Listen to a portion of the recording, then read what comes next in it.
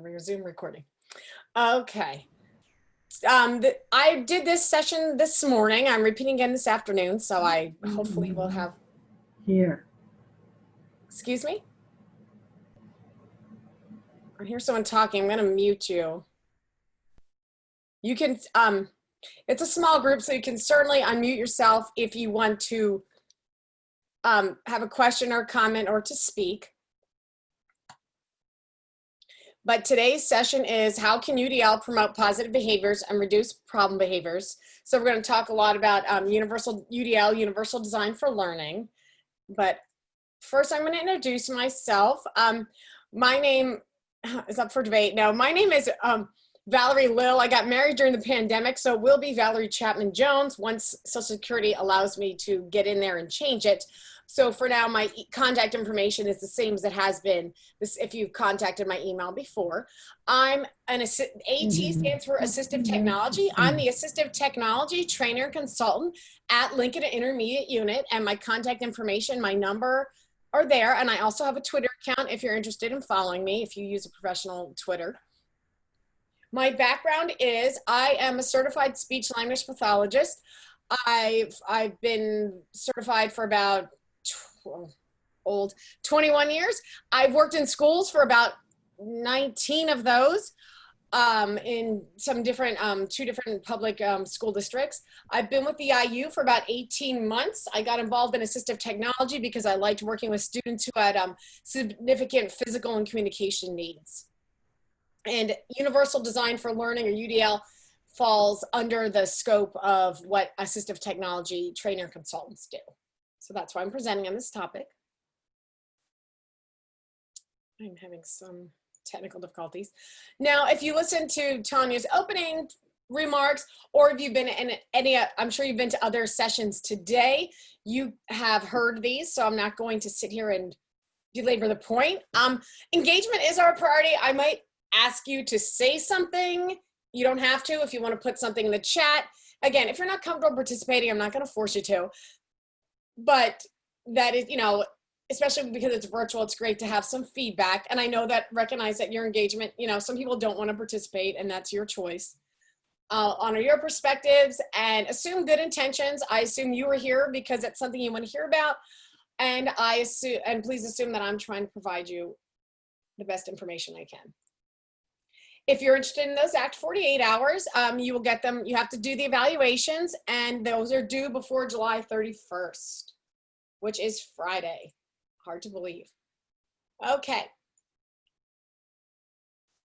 So our webinar outcomes for today. I'm going to first describe the UDL, Universal Design for Learning, principle of multiple means of engagement. We're going to talk about what engagement looks like and what barriers there are to engagement. And we're going to explore ways to provide multiple means of engagement for our students, because having students be engaged is going to promote positive behavior and reduce the negative behavior the more they are engaged.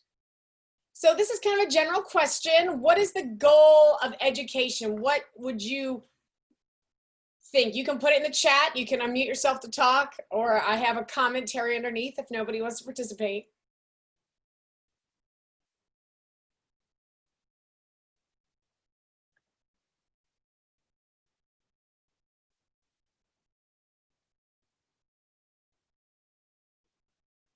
Anyone? No?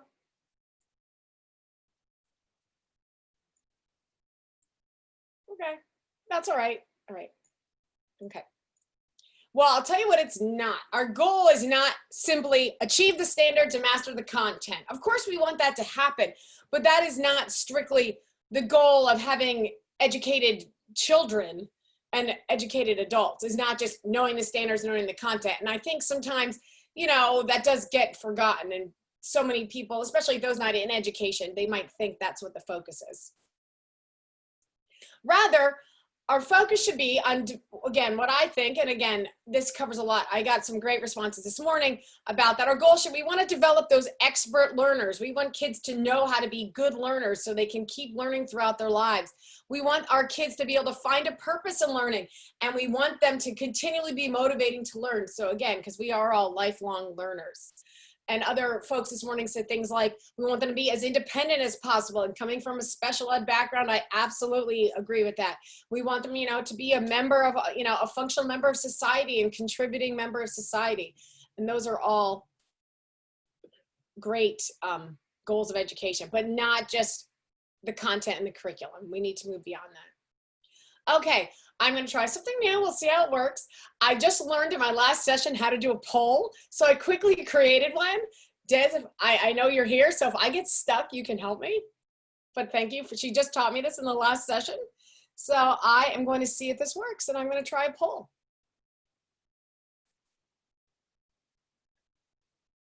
Can everybody see that? If you can't, let me know. Or Des, you can let me know if it's not working.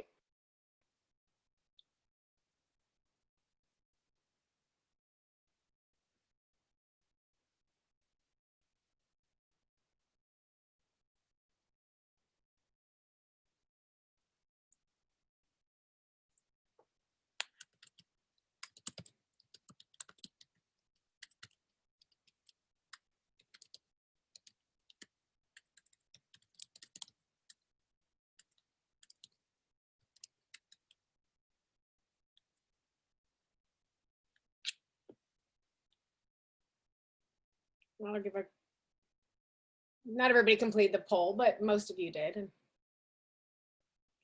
I'll give you a couple more seconds. Oh, okay. Des, you can't complete the poll, that's why. I was like, not everybody. Okay, I'm gonna end the poll.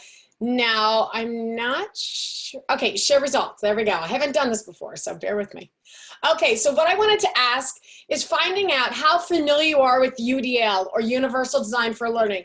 This is not an introduction to Universal Design for Learning. I'm gonna go into it briefly and talk about it, but I wanted to get an idea. So some of you, one, never heard of it. I had a few this morning, and I've heard of it, but don't know much about it. That seems to be what I heard this morning also. A great, one person is very familiar, awesome. If you have access to the, now all these sessions are recorded. I did, if you were not familiar with it all or don't know much about it, I did do a training yesterday. If you were part of, if you signed up for yesterday's training, you'll have access to those, on an introduction to UDL, Universal Design for Learning. So that's something you may want to consider watching. And also I will advertise this. Lori Hersick, our inclusive TAC, inclusive practices TAC and I are offering full day UDL training. One is in, oh, I keep having to look it up, I keep forgetting. One is September, the first one is September 29th. It is, I don't believe it's open for registration just yet, but it will be soon. It will be likely be virtual at this point. There's another one, we're gonna repeat the same session in January. Maybe by then we'll be doing face-to-face, we'll see. We'll have to wait and see on that. But again, if it's something you wanna learn more about, we will be offering some full day trainings on those coming up this school year. And again, if you don't have time for that, I am going to give you some resources you can use to learn more. But I'm going to give you a brief overview of UDL. And this is some information, understood.org. They provide a lot of information for students with disabilities. Again, it's a way of thinking about teaching and learning. The goal is UDL's helping all students succeed and acknowledging that all students need something different to learn the information. And the CAST website, we're going to be on that today. I'll give you some links later, but it's a framework to help all students learn. And it's based on research. It's based on brain research and how humans learn and how the brain learns, because it's not the same for any two people. A couple of things too, people often think, well, UDL is special ed, and that's not true. Universal Design for Learning is for all learners in your classroom. It's a way of setting up your classroom before and planning instruction before the lesson, before the kids walk in the door. It doesn't matter whether you have, regular ed students, special ed students, English language learners, low socioeconomic students, students with behavior issues. It just has to do with what you're going to do before you teach the lessons. So it is not a curriculum and it is not special ed. It's a framework.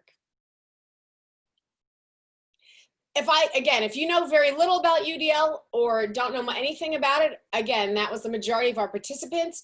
The two main things that you could take away that you need to know that I'm going to bring up again and again in this presentation is that UDL is about giving students options, giving choices.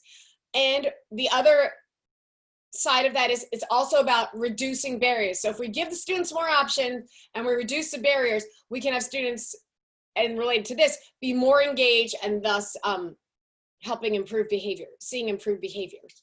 So things to look at, thinking about what schools look like now or what they look like pre-COVID, I'll say, and what they look like, back in the 50s, like when my mom went to school. We want to think about, we have lots of students with lots of different needs in class. The first student is a visual impairment. We had worked in small groups.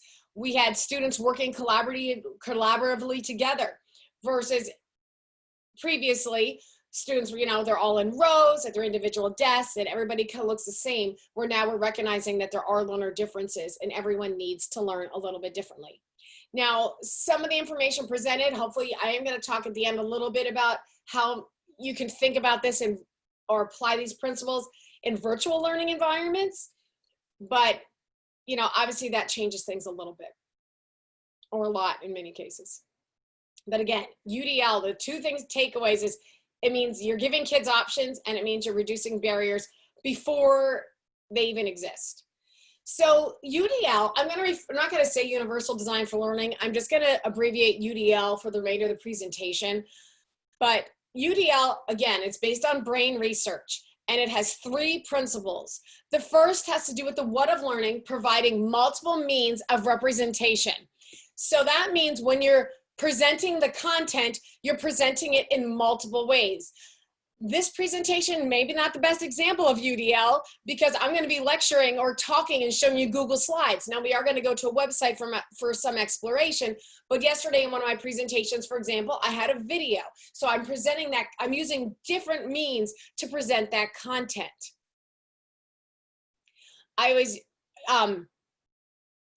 So again, some people kids learn differently in different ways. So you want to represent the content in different ways. That's the what of learning. The next part of the brain that gets activated here is the frontal lobe, has to do with the how of learning. This is principle number 2 for Universal Design for Learning.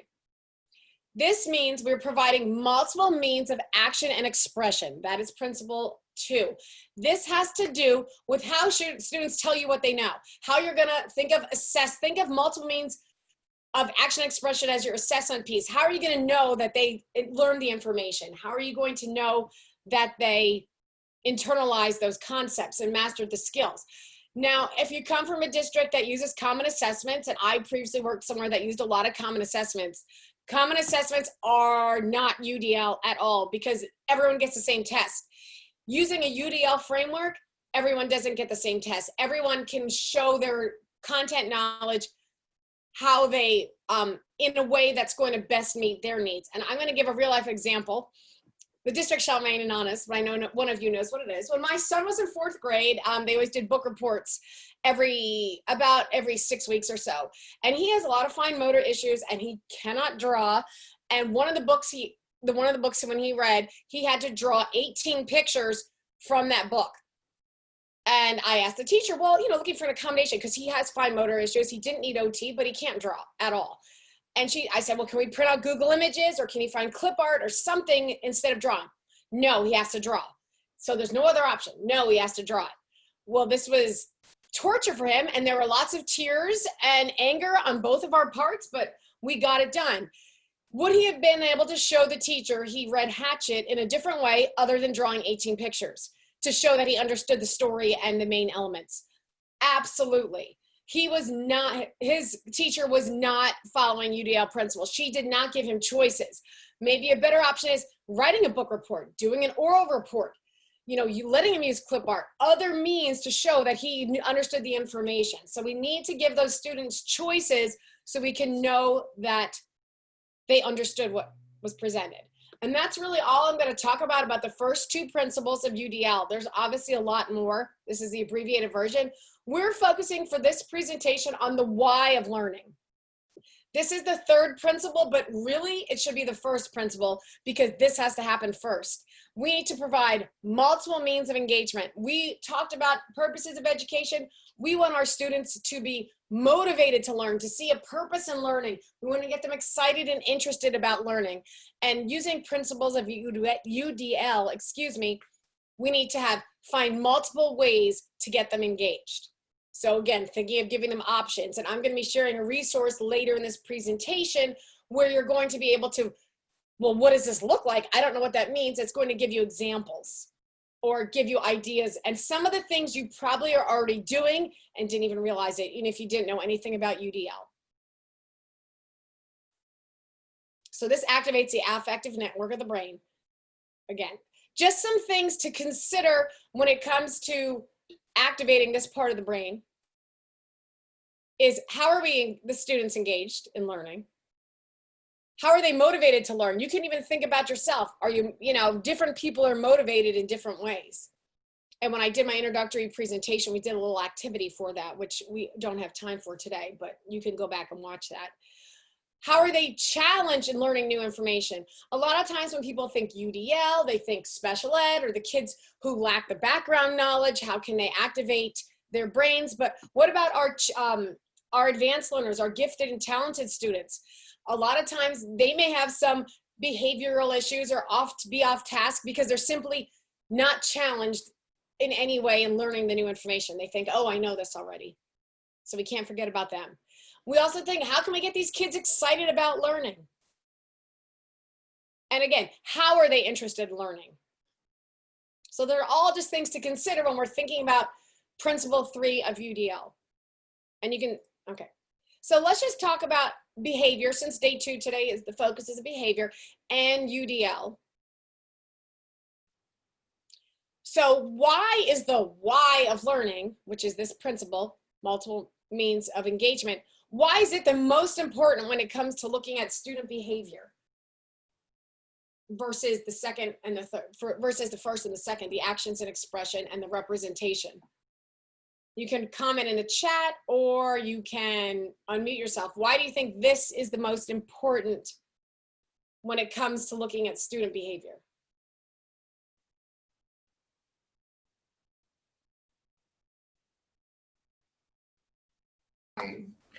I think the why is most important because if the students are not engaged and they're not motivated or challenged, then you're going to lose them. And whenever you lose a student and they're bored, then, the behaviors are going to come.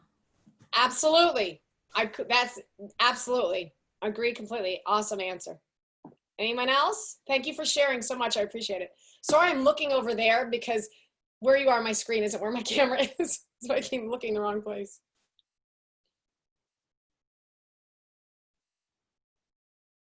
Okay, thank you. That was it.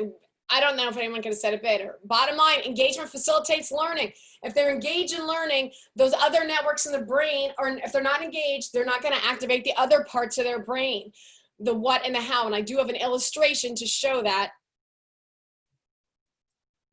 on another slide. So I do have some research here, just about a little discussion about the why dictates our motivation. Absolutely, Nicole. Why engagement is important. Now, the research I'm showing you, a lot of the research is from special education. However, it absolutely applies to all of our students, not just special education. But the bottom line is that active engagement, critical for academic and social outcomes, for with and without disabilities, for all kids. Thinking about that, especially in virtual learning and face-to-face learning. If they're not actively engaged, they're not going to have the same outcomes as the other students. And it's not just academic, also that social behavioral piece. And again, If you emphasize high expectations and active engagement, those are factors for student learning and achievement. Again, expectations are part of the multiple representations of multiple means of engagement. That's actually something that's talked about a little bit later. But again, yes, there are other factors, but these things directly relate to improved academic outcomes and post-secondary. And that is what the research is showing. So obviously it's extremely important to have these kids engaged, because as Miranda said, if you're not engaged, they're already lost. So this is an illustration. I'm sorry it got blurry. This comes from the CAST website. And I'll put that in the chat, but we're going to see it multiple times later just because I keep talking about it. They're kind of the UDL gurus. They kind of show all three networks of the brain together. So again, in the middle, closest to the center of the brain, is where our affective networks are why. That's what we're talking about in this presentation. But also all three of them work together, the how and the what. We want as many areas of the brain activated as possible for students to learn the information. Engagement though, okay, they're engaged. That is not the end goal. That's kind of the starting point, which is why I say that's so important, because if you don't have the engagement, they're lost, as Miranda said. Engagement is going to facilitate that learning. If you can activate that area of the brain, it's going to activate your recognition and strategic, your what, your representation, and your how, your action expression networks. And again, this is, I'm not going to get into brain research, but they all work together. So again, we need the engagement first before we can deliver the content, which is the what, and before we can do that assessment piece, which is the how. And I talk fast, so if I'm going too fast, somebody please let me know, because I talk really fast. I found this graphic recently, and I thought it was kind of interesting, thinking about the difference between waiting to be taught and willing to learn. And the baby bird on the left, just, think of these as our kids, just waiting for somebody to give them on to put the worm in his mouth, waiting for somebody to just throw the content at them, and then hopefully they absorb it. That is not the same. That is not being engaged. That is not the same as the baby bird on the right. This bird is willing to learn. It's standing on the edge. It's gonna flap its wings. It just needs some, it's motivated to learn. We don't want our kids to be the baby bird on the left, where we're just, throwing information, content down their throat. We want them to be willing to learn and ready to learn that information. So we need to get them engaged and activate those parts of the brain.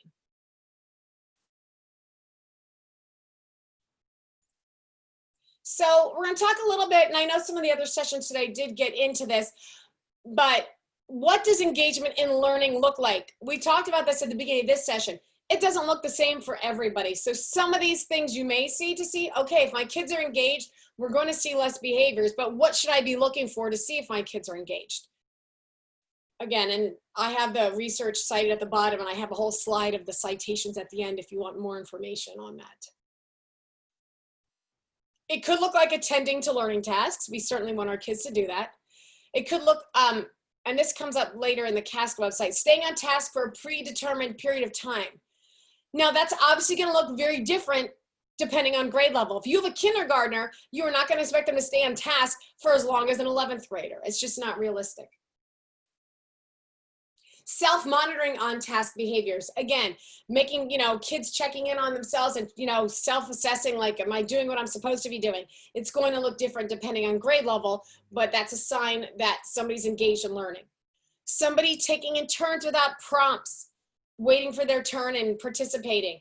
That's engagement. Again, it's not going to look the same. You get your shyer kids who aren't going to take turns. It's going to look different for everybody. Following directions shows engagement, because if they know what they're supposed to be doing, they obviously were engaged when the instruction was given. Calm body. Again, we think of some of our students maybe who have some behavioral or social difficulties, what their body might look like when they're engaged, what they're not. Now, I don't sit still ever. So calm body does not show engagement for me. I'm moving constantly. And if anyone else is like me, they might have that. But for some kids, that could be what it looks like. Their body could calm down when they're engaged. I'm kind of the opposite. Eye contact. Again, sometimes engagement can look like eye contact, but other times it doesn't. We can think of some of our students who are not engaged, or like even in these virtual environments, I get headaches from staring at the computer screen all the time. Sometimes in presentations, I'm looking down or looking away because that doesn't mean I'm not engaged, just because I'm not showing eye contact. And having your hands down. Again, I talk with my hands. Mine are always moving. But for some kids, that could be a sign of that they're engaged. And we want to make sure we see those. And there's the research from that. Now, we talked about, I'm just going to get a quick drink. I've been losing my voice this week. We talked about with UDL, the two things. It's about giving choices and options. And again, that's going to come up a little bit later.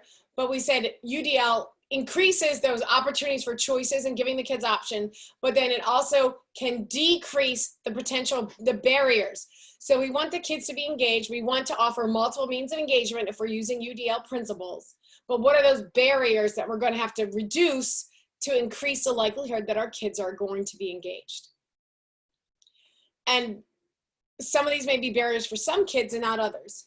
So too much text, you know, kids get a task appears too formidable. Like you see something like, oh, that is way too hard. There is no way I can read that or do that. You're setting them up from the beginning that they're just going to tune out because they can't possibly do that task. So thinking about what we can do to adjust the level of difficulty of our tasks. And that's some other aspects of UDL. Directions are too long, too many steps, too quickly. I talk quickly. That can make it hard. If you can't, kids with your language processing difficulties, they're not going to be engaged if you're using these kind of directions. You're going to lose them very quickly. They need those directions chunked and presented one at a time. Again, this relates to the first one. No entry port seems too hard. They get a task, an assignment, they don't know where to start. They're not going to be engaged in it. They're going to just be overwhelmed. And again, if you have these barriers, this is when you see behaviors. Cognitive supports are an important part of using a universal design for learning framework. They emphasize things like providing graphic organizers. And again, not just for the kids with IEPs whose special design instruction says they need it. These are things that are good for all kids. Visual supports, having those peer models. Again, these are good for all kids. So using those cognitive supports regardless.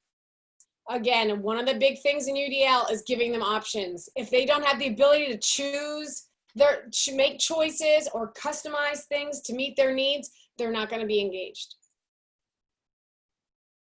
Relevance is important. That's why the heck am I doing this? That's why when I do my presentations for the IU, I always have, okay, here are the objectives. Here's what we're going to get out of this training so you know what to expect. As a school-based speech pathologist, you know, I worked for 2 different districts over the years, and many times, especially where I had first worked, the teacher in-service days, the information wasn't relevant to my work as a speech pathologist with, you know, kids with autism and learning disabilities and those things at all. And I wasn't engaged in those trainings because I didn't see the point. I didn't see the relevance of learning some of these skills because it wasn't related to my job. So my engagement on those trainings was definitely down. I know Christina's doing a presentation on feedback. It might be the next session. I'm not sure, but later. But we need clear feedback. If the feedback isn't clear or frequent enough, the kids need that encouragement to know how they're doing. So that's another barrier. Again, thinking of our gifted and talented students. If it's not challenging enough, they're not going to be engaged. We need support system from when a learner gets frustrated. When students now, again, if you're in a virtual environment, that's going to be a little bit more difficult because you're not going to have that face-to-face contact with the students, and they may not have parent support at home. So that can certainly be a barrier in a virtual learning environment. Students need to expect success both internally, like we want them to be internally motivated, like, yes, I want to do well, in school. But it's also that external expectation. And I gave this example this morning. I'm going to give it again. I had worked with some students with some significant disabilities, and I worked with a student who was nonverbal. So she used a specific scanning communication system to talk. And she was in regular education for science and social studies classes. And, I know people thought, well, why is she in there? What's the point? She was taking the regular ed tests. Nobody expected her to be able to do anything. They thought, oh, well, it's good, social, she's around the peers. Well, she took the same tests as the regular ed peers. She had to do it multiple choice just because that's how her communication device worked. She had to scan and pick. She got passing grades on pretty much every science and social studies test she took the entire year. No one had expectations for her success. That was a huge barrier, but she proved them all wrong, and we got rid of that barrier, and she was participating with other students. So again, that's another barrier we need to remove, is not having having high expectations for all learners.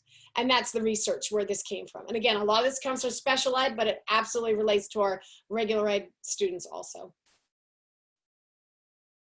So we're going to talk more. We're going to keep looking at this principle, principle 3 of UDL, encouraging multiple means of engagement. UDL can help remove those barriers. And again, the ones we talked about, by doing things differently, by setting up a different framework, you can help reduce those barriers. And this is just a link. And I have anything underlined in blue is going to be a hyperlink. So if I click on this, and we're going to use this page, we're going to see this page later, but again, you can see this is going to take you right there if you need more information. That's from the CAST website. Again, cast.org I put over in the chat.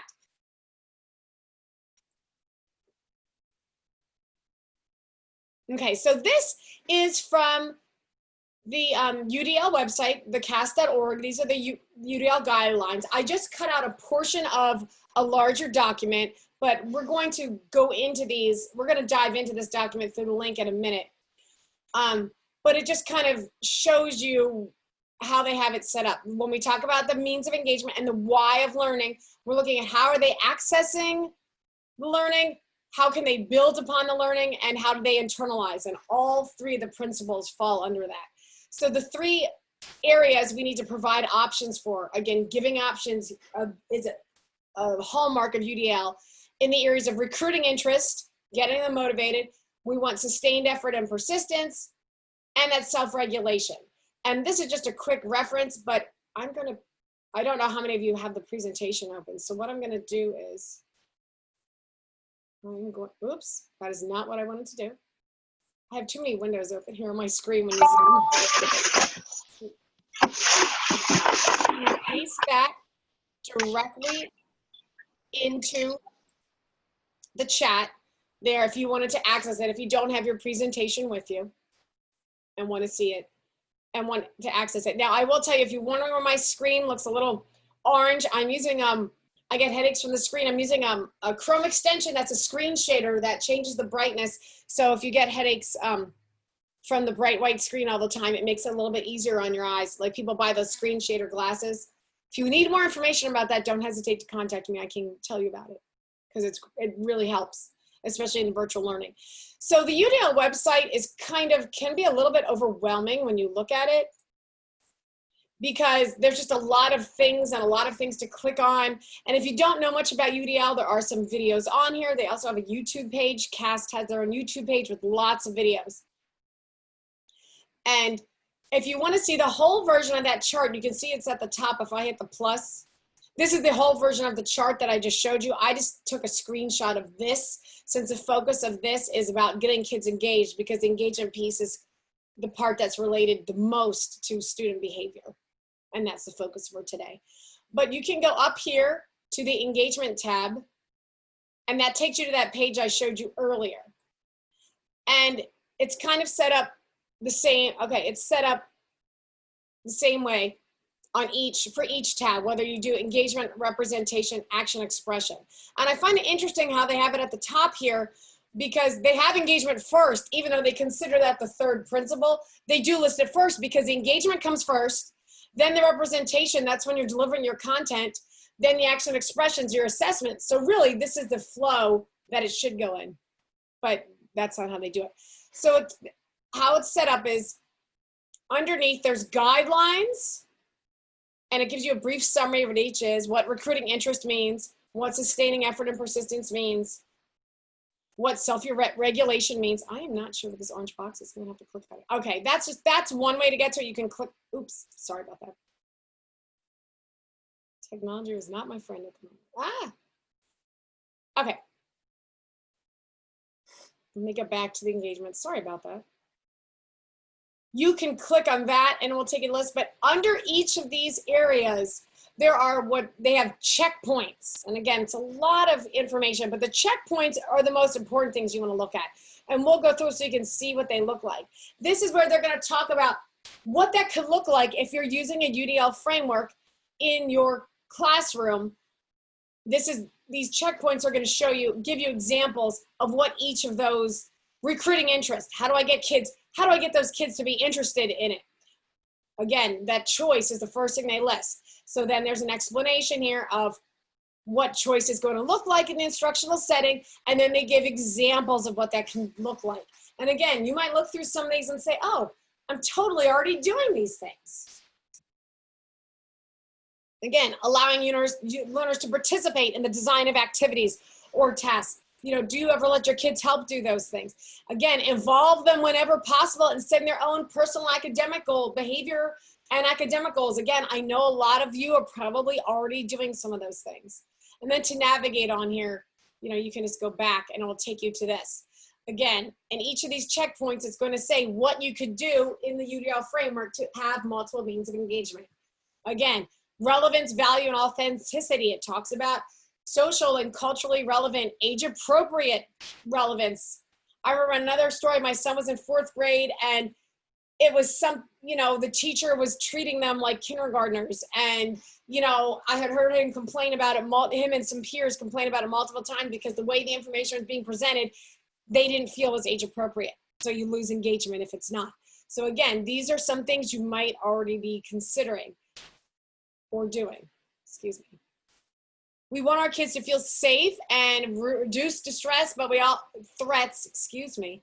And of course, we got to try to reduce the distractions. What does that look like in a UDL, if we're using a UDL framework in our classroom?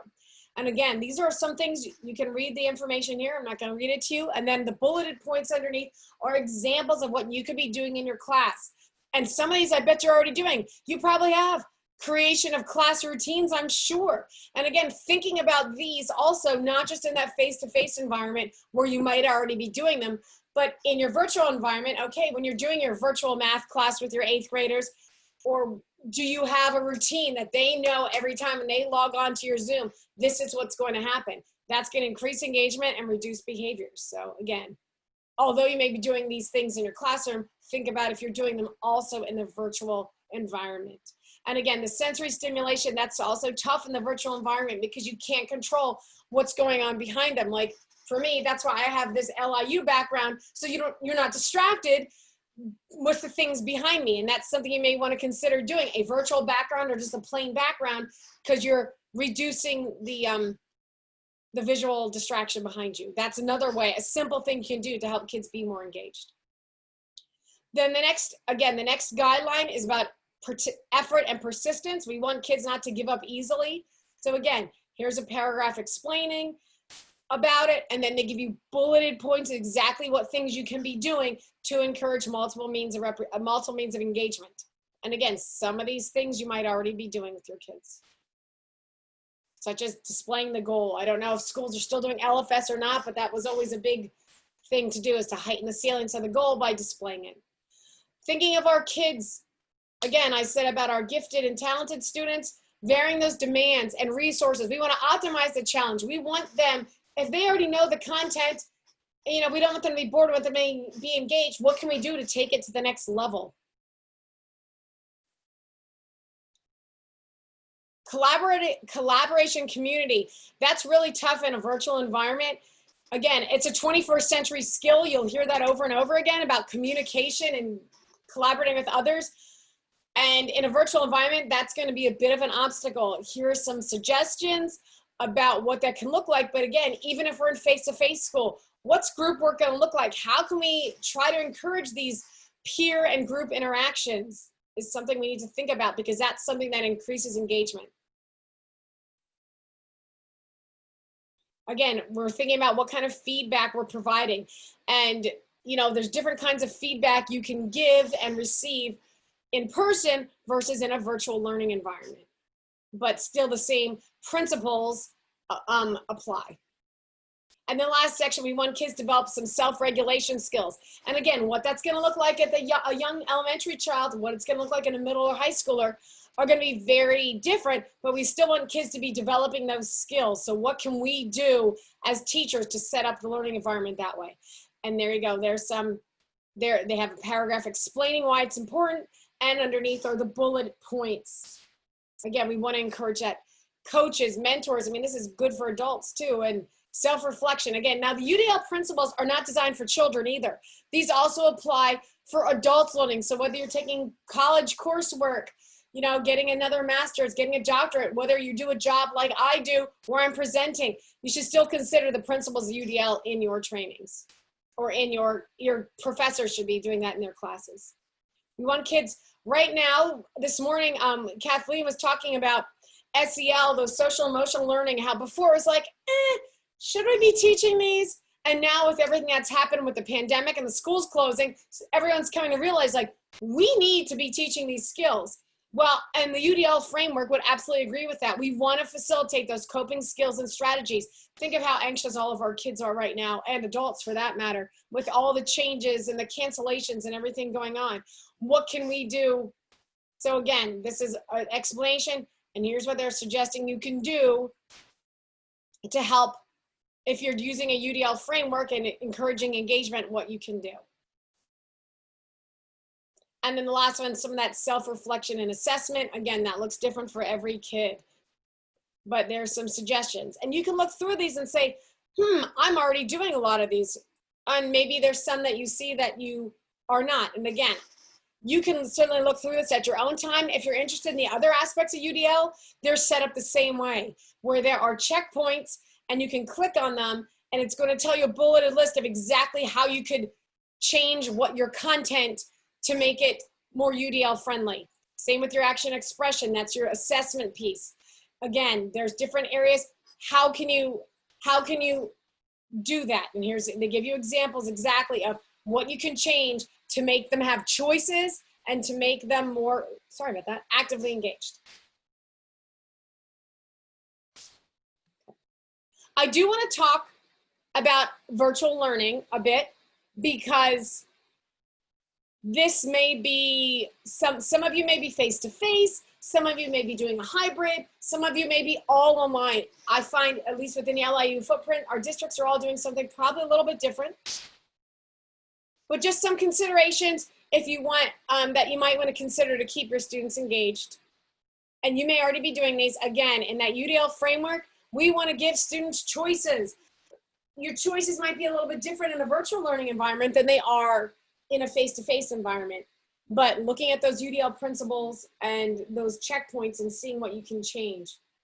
What choices can you offer? Because if you can, I always say, if you can give a choice, make it, if the whatever they choose, if it doesn't matter, then give them a choice.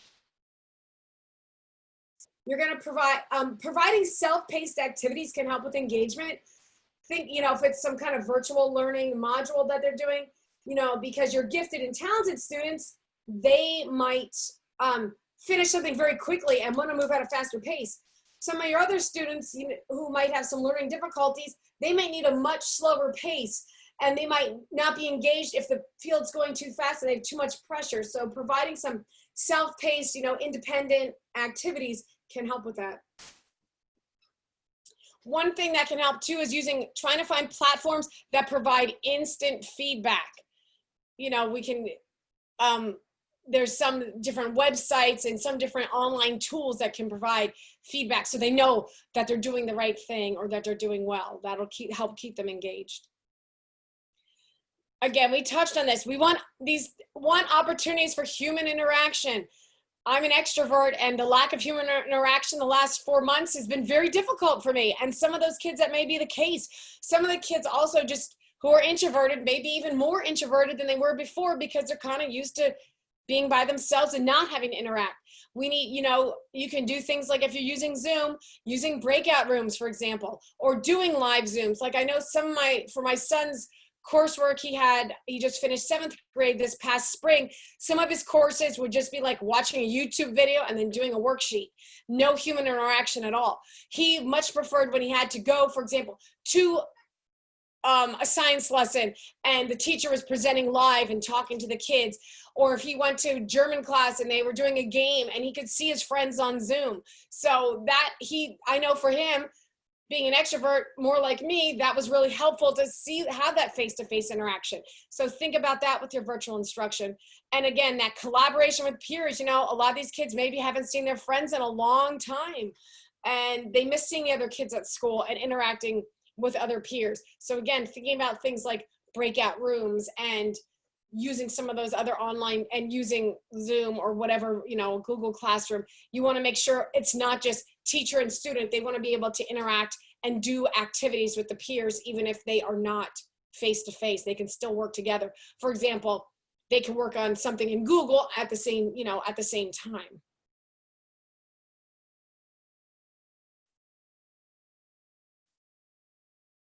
So just to kind of wrap up, and what you can be thinking about is you can explore those guidelines and checkpoints under the principles of multiple means of engagement. Again, research shows if you're engaged, you're more likely to learn, you're going to have better more positive behaviors, less negative behaviors if we can get those kids engaged.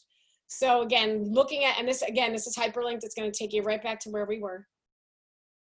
Then think about, what are these things, those checkpoints you're already doing? I know I'm my own worst critic, as I'm sure a lot of you are, and you always think about what you did wrong. Think about what you're doing right. Again, most of you are not very familiar with UDL, but a lot of these principles are just good teaching practice. So you might already be using a lot of these in your classroom, but you can also look at those guidelines and checkpoints and see, I'm not offering these choices, or I'm not doing this for my kids. What can you add from those guidelines and checkpoints that you're not already doing to get more student engagement, whether you're face-to-face or virtual? Oh, this page, I thought I fixed it, I didn't. This is a list of all the citations and research that I talked about in this training. Again, a lot of it is from special education literature. However, it absolutely applies for UDL and regular ed. As we wrap up here, don't forget to complete your evaluation. We really value your feedback. We absolutely all read it, and we adjust our trainings that we offer and what we do during trainings based on your feedback. So determine, did this training meet the expectations for you? How could you use or share the information presented? And what key information, what really stuck with you? And again, that's our day 2 schedule there, which you already have, but it is hyperlinked in all of our slides. Okay, I'm going to stop sharing there. Does anybody have any comments or questions for me on this topic?